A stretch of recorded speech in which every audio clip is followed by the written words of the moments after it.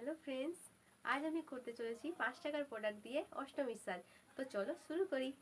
প্রথমে আমি এখানে নিয়ে নিচ্ছি পন্ডস, 5 টাকা দাম, এটা তোমরা বাজারে পেয়ে যাবে। তারপর পন্ডসটিকে আমি ভালোভাবে আমার ফেসে অ্যাপ্লাই করে নিচ্ছি। তারপর এখানে আমি নিয়ে নিচ্ছি 5 টাকা দামের ভেসো কেয়ার। মেকআপটি যাতে ভালোভাবে বসে সেই জন্য আমি ভেসো কেয়ারটি ভালোভাবে আমার ফেসে অ্যাপ্লাই করে নিচ্ছি। তারপর এখানে নিয়েছি আমি 10 টাকার একটা পন্ডসের পাতা, যেটা তোমরা বাজারে গেলে পেয়ে যাবে।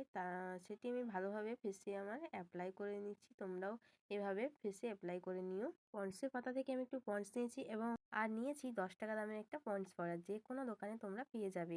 তারপর আমি দুটিকে ভালোভাবে মিশিয়ে নিয়ে আমার ফেসে অ্যাপ্লাই করে নিচ্ছি। তোমরা এভাবে অ্যাপ্লাই করে নিও আর ভালোভাবে ব্লেন্ড করে নিচ্ছি হাত দিয়ে। তারপর আমি নিয়েছি একটি লিপস্টিক, যেটা আমি কন্ট্রোল করার জন্য নিয়েছি। এটার দাম হচ্ছে 10 টাকা।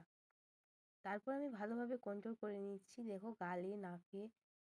তারপর আমি একটি পিঙ্ক লিপস্টিক দিয়ে আমার গালগুলোকে গোলাপি গোলাপি করে নিচ্ছি। আই মেকআপ শুরু করার আগে আমি লুজ পাউডার ইউজ করেছি চোখের তলায় এবং গালের দুপাশে।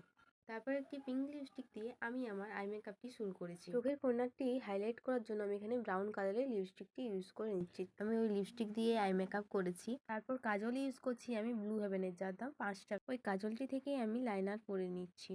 তারপর আমি এখানে একটি পার্পল কালারের 10 টাকা দামে লিপস্টিক ইউজ করে নিচ্ছি এবং যে আইব্রো পেন্সিলটি দিয়ে আমি আইব্রো ড্র করেছিলাম সেই পেন্সিল দিয়ে আমি লিপেও লাইনিং করে নিয়েছি।